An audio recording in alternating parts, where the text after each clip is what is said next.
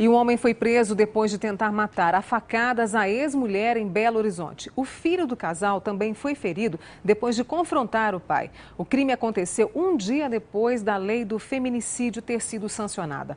A lei considera hediondo o crime de violência doméstica contra a mulher. O crime foi no bairro Guarani, região norte da capital. Janaína de Araújo Espínola Lana, de 31 anos, foi esfaqueada pelo ex-marido, Wilson de Oliveira Espínola Lana, de 41 anos. Ele invadiu a casa onde ela mora com os 3 filhos por volta de 2 horas da madrugada. Janaína perdeu muito sangue e foi internada em estado grave no Hospital Risoleta Neves, em Venda Nova. Uma testemunha contou à polícia que o Wilson aparentava estar sob o efeito de drogas, que quando entrou na casa foi direto para o quarto onde Janaína estava e começou a golpeá-la com a faca. Os gritos dela foram ouvidos pelo filho mais velho do casal, de 17 anos, que correu para ajudar a mãe. Ele então lutou com o pai, pegou a faca e esfaqueou o Wilson, que saiu correndo. Ele fugiu numa motocicleta. Foi preso pouco tempo depois na rua em flagrante. Como estava ferido, também foi trazido aqui para o Hospital Risoleta Neves. Aqui o Wilson foi ouvido por um escrivão. Segundo a polícia, ele disse que usou uma chave da casa que guardou quando se separou de Janaína. Afirmou que não tinha usado drogas e que queria matar a ex-mulher porque soube de uma traição.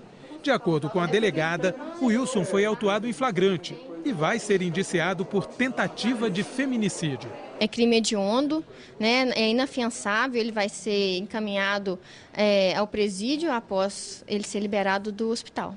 A pena do feminicídio vai de 12 a 30 anos e o fato de ter sido cometido na presença dos filhos da vítima e, no caso do autor, de 17, 15 e 5 anos de idade, é uma causa de aumento de pena que pode chegar a 1/3. A família informou que o Wilson descumpriu uma medida protetiva determinada pela Justiça.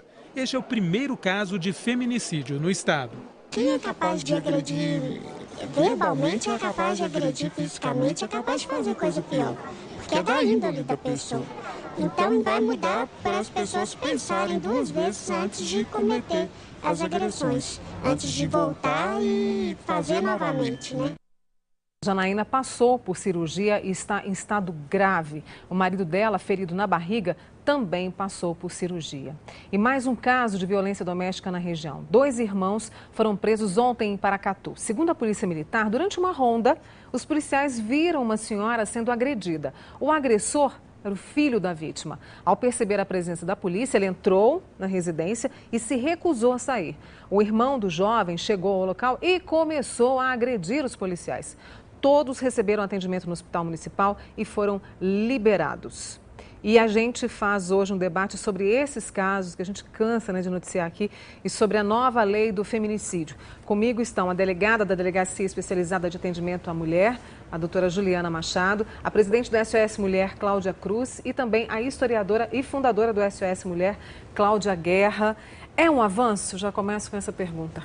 Eu vejo que sim, porque do ponto de vista sociológico, o feminicídio ele vai para além da misoginia, que é o ódio às mulheres, porque ele cria um clima de terror, de agressão afetiva, quando a morte e o assassinato de mulheres, e nesse sentido, sejam agressões físicas, psicológicas, morais, são agressões. Então, o feminicídio, porque lá no Código Penal tem, né, doutora Juliana, a questão do homicídio. Só que quando eu pego lá o homicídio, e tem até o homicídio que é agravado por motivo torpe, banal e tal. Mas não tem essa especificidade visibilizando a questão de gênero, porque chega a ser um genocídio. E nesse sentido, o feminicídio vem combater, e até com propósito de alteração do Código Penal e da própria Lei Maria da Penha, para ficar alinhados e poder ter maior rigorosidade. Então, não tem aquela coisa, pagou fiança e sai da cadeia, enfim. Então, eu penso que é um avanço significativo pela conotação política que ele tem e de visibilidade à quantidade de morte de mulheres. O IPEA, em 2011, na pesquisa, mostra que no Brasil, o índice, nós somos o 7º país do mundo em assassinatos de mulheres. Então, é bem significativo isso. Se a gente pegar aí, no período de 2001 a 2011, 50 mil mulheres assassinadas no Brasil. Portanto, se justifica, sim, uma lei com essa especificidade. Tomara que um dia a cidadania seja plena e não precisemos ter leis específicas.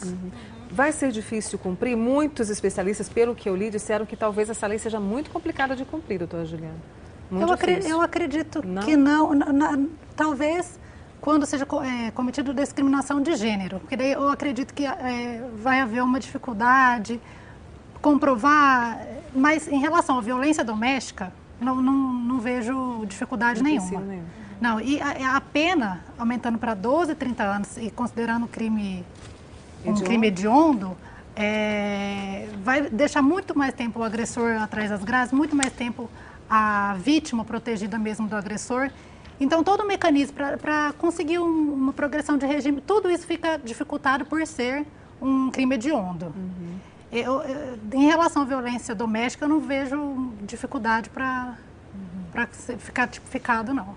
Eu acho fundamental reconhecer, né, Mônica, que essa lei, ela de certa forma se sintoniza com os casos que estão surgindo, né, no sentido de que há uma demanda social onde a violência acontece no contexto familiar e no par conjugal e que recebe cada vez mais a necessidade de uma intervenção que seja efetiva. Ela vai sendo aprimorada. A gente teve aí a lei da Maria da Penha, que é um diferencial, é um marco, né, mas existe a necessidade de aprimoramento por conta da complexidade dos casos de violência que estão vindo à tona, que estão sendo visíveis. E nesse sentido também, até para complementar, a gente teve no Brasil a Convenção do Pará, que foi ratificada, assinada pelo Brasil em 95. Essa convenção foi para erradicar, punir a violência contra as mulheres, a violência doméstica, né? E o Brasil é signatário, então alguma coisa ele tem que fazer nesse sentido de políticas públicas e mesmo de modificação das leis que levem ao objetivo de reduzir o número de mulheres assassinadas. Então penso que isso é fundamental a gente relembrar também.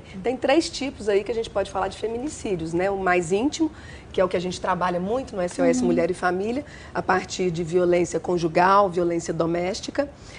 Um índice muito pequeno, a gente vê de homens em situação de violência nesse sentido, mas um índice enorme de mulheres que nos buscam. Temos atendido uma média de 2.000 novas famílias, né, Cláudia? E a maior parte são mulheres mesmo que buscam e que estão correndo risco de morte. E ameaçadas, etc. Então, o feminicídio íntimo, o feminicídio não íntimo, porque a gente tem países, inclusive, que tem retirada de clitóris, de meninas com objetos cortantes, mulheres apedrejadas, assassinadas, estupradas, etc. Também entra aí, é não íntimo. E o feminicídio por conexão. Ele vai matar uma mulher, as que estão na frente acabam morrendo, né? Então, isso é importante. E essa conversa continua logo depois com a Cláudia Guerra, a Cláudia Cruz e a doutora Juliana Machado. Eu volto depois do intervalo. Agora você confere comigo, 12h17.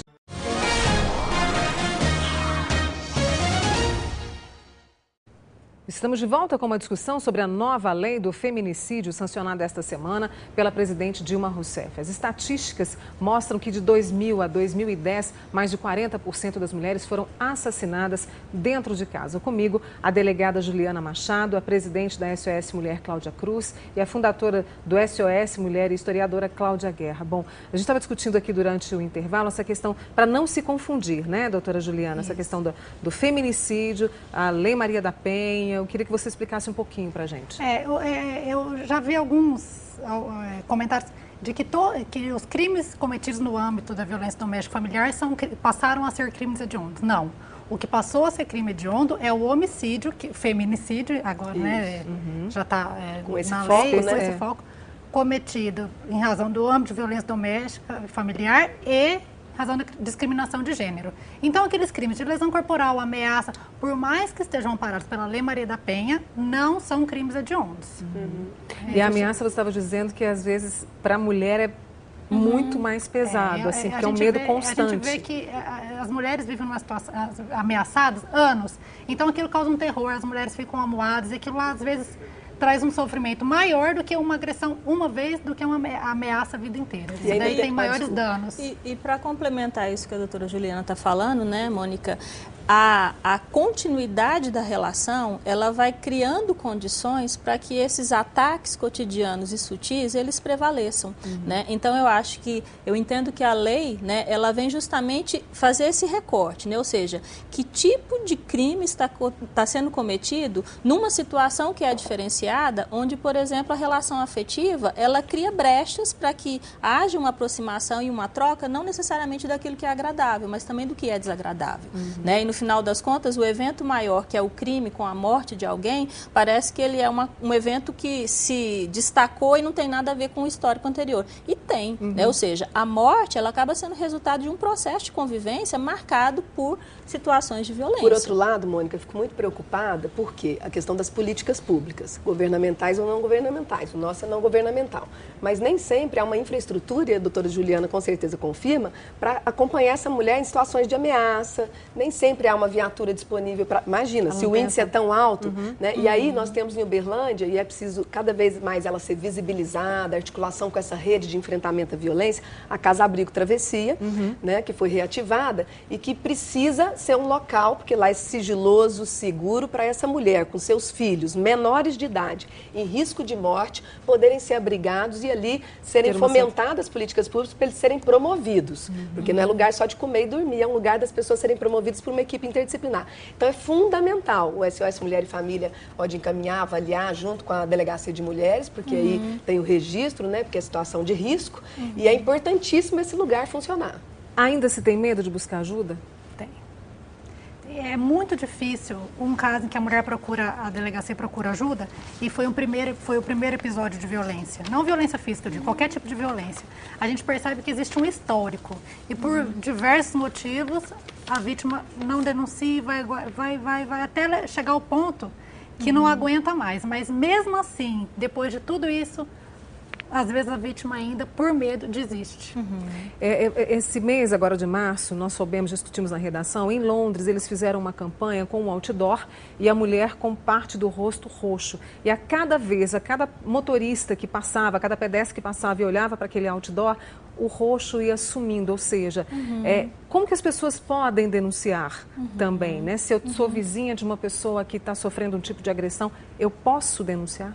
O Disque Denúncia é um meio muito, muito seguro mesmo para se denunciar. Não é revelada a identidade do denunciante. Na ONG e SOS Mulher e Família, a gente tem um programa PAN que faz abordagem domiciliar ainda, quando dá o registro no 190, é uma parceria aí da ONG com a Polícia Militar, a UF e a Prefeitura, que tem essa eficiência também. Então isso é interessante. Agora a pessoa não precisa registrar a ocorrência para ter um atendimento social, psicológico e jurídico gratuitos no SOS. Então isso é importante. E um aspecto que eu acho que é importante destacar é que por mais que a pessoa muitas vezes tenha esse movimento até de dificuldade de identificar que o que ela está vivendo é violência, de buscar serviços especializados, nunca é tarde para tomar providência. Agora, precisa parar com essa palhaçada de mito, de achar que a mulher gosta de apanhar. Pelo amor de Deus, isso acontece com gente pobre, sem instrução. Bateu porque bebe, ele não bateu no companheiro do boteco, nem no chefe, na empresa. Então, vamos combinar? Para com esses mitos. Os fatores inibidores da busca de ajuda são reais. Crença de que ele vai mudar, enfim. Nós temos um ciclo, né, dessa violência. Essa discussão, com certeza, a gente vai levar aí ao longo, porque eu acho que, como você disse, é um problema de saúde pública, é complexo. Cláudia, eu gostaria que você passasse para a gente o telefone do SOS Mulher Família e também o site. O nosso telefone é 3215-7862. Quem quiser nos procurar, funcionamos no horário comercial, de 8 às 17. E o site é www.sosmulherfamiliauberlandia.org.br. Quero muito agradecer a Cláudia Cruz, presidente do SOS Mulher e Família, a Cláudia Guerra também, historiadora, fundadora do SOS, e a doutora Juliana Machado pela presença aqui, viu? Vamos continuar discutindo. Obrigada. Parabéns pela temática.